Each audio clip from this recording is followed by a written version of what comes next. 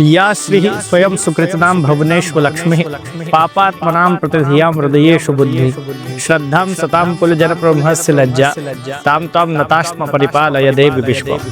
जो देवी जगदम्बा धर्मात्माओं के घर में लक्ष्मी स्वरूप में निवास करती हैं, दुरात्माओं के यहाँ जो निर्धनता स्वरूप में निवास करती है, जिनका अंतःकरण अत्यंत शुद्ध है उनके यहाँ श्रद्धा स्वरूप में निवास करती हैं, वे जो कुलीन लोग हैं उनके घर में लज्जा स्वरूप में निवास करती हैं, उन जगदम्बा को हम प्रणाम करते हैं, वे जगत का पालन करें।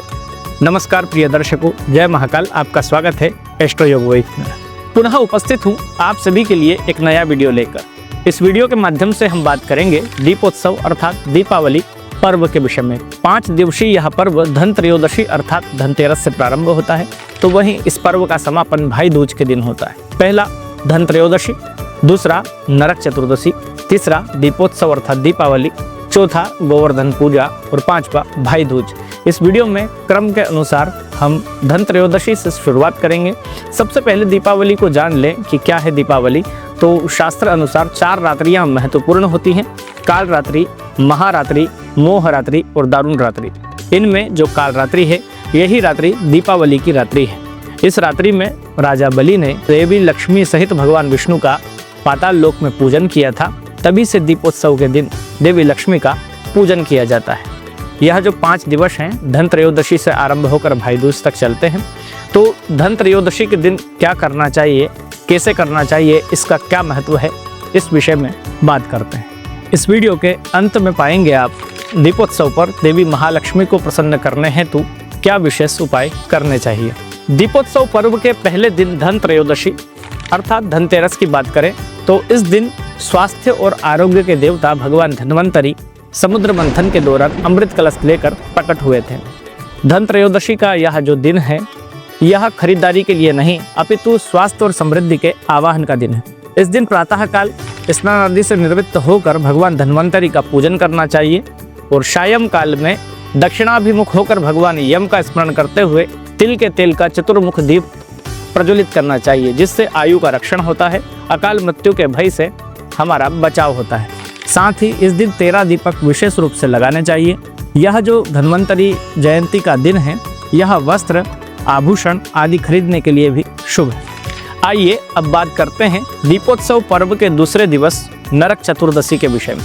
इसी दिन भगवान कृष्ण ने नरकासुर नाम के राक्षस का वध किया था। असल मायने में यह बुराई पर अच्छाई की जीत का पर्व है। इस दिन क्या करना चाहिए अगर ये बात करें तो इस दिन प्रातःकाल अपने शरीर पर सरसों के तेल अथवा नारियल के तेल से मालिश करना चाहिए। इसके उपरांत हल्दी और चंदन का उपटन लगा करके अभ्यंग स्नान करना चाहिए।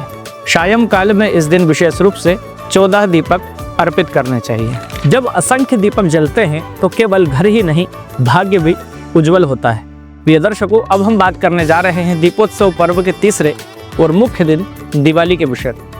इसी दिन देवी लक्ष्मी का राजा बलि ने पूजन किया था। इस वीडियो के पूर्व में आप जान चुके हैं। इस दिन प्रातःकाल स्नान आदि से निवृत्त होकर स्वच्छ और नए वस्त्र धारण करने चाहिए। जो देवी साधक है अथवा जिन्हें लक्ष्मी की कामना है वे लोग इस दिन व्रत रखें और देवी लक्ष्मी के पूजन के बाद इस व्रत का पारण करें। विशेष तौर पर इस रात्रि में जागरण करना चाहिए। जब आप जागरण कर रहे हों तब देवी के प्रमुख 7 अथवा 9 मुखी घी का दीप अवश्य जलाना चाहिए। अपने घर में विशेष रूप से साज सज्जा करनी चाहिए, सजावट करनी चाहिए। घर का जो मंदिर है उसे विशेष रूप से सजाना चाहिए। देवी के सम्मुख हल्दी से रंगोली का निर्माण करना चाहिए। अपने घर का जो मुख्य द्वार है उस पर हल्दी का लेपन करना चाहिए। साथ ही घर के मुख्य द्वार पर आप हल्दी से रंगोली का निर्माण भी कर सकते हैं। देवी लक्ष्मी के पूजन की यदि बात करें तो जो सामान्य ग्रस्त जन हैं उन्हें देवी लक्ष्मी का सायं काल में जब वृषभ स्थिर लग्न होता है तब प्रदोष काल में देवी लक्ष्मी का पूजन करना चाहिए। तो वहीं जो विशेष रूप से साधक जन हैं या देवी लक्ष्मी के आराधक हैं उन्हें रात्रि काल में निशिता काल के समय जब सिंह स्थिर लग्न होता है उस समय पूजन करना चाहिए। यह जो दिवस है देवी लक्ष्मी की प्राप्ति हेतु विशेष आराधना का पर्व है। इसमें रात्रि जागरण अवश्य ही करना चाहिए। व्यापार और व्यवसाय से जुड़े हुए जो लोग हैं इन्हें कलम, दावात और पुस्तक का पूजन भी करना चाहिए। अपने व्यापारिक प्रतिष्ठान पर देवी लक्ष्मी सहित भगवान गणपति और माता सरस्वती का पूजन भी अवश्य ही करना चाहिए। आइए अब बात करते हैं दीपोत्सव पर्व के चौथे दिवस गोवर्धन पूजन के विषय में। इसी दिन भगवान कृष्ण ने अपनी सबसे छोटी उंगली पर गोवर्धन पर्वत को धारण कर इंद्र का मान मर्दन किया था। यह जो पर्व है विशेष रूप से प्रकृति को समर्पित है। इस दिन जो किसान वर्ग के लोग हैं अपने कृषि से संबंधित साधनों और संसाधनों का पूजन करते हैं। अपने पशुधन गाय हैं, बैल हैं, भैंस हैं इत्यादि का इस दिन पूजन करते हैं। बात करें इस दिन के विशेष पर्व की, तो इस दिन गोबर से गोवर्धन पर्वत की आकृति का निर्माण करना चाहिए, उनका पूजन करना चाहिए और उनकी परिक्रमा करना चाहिए।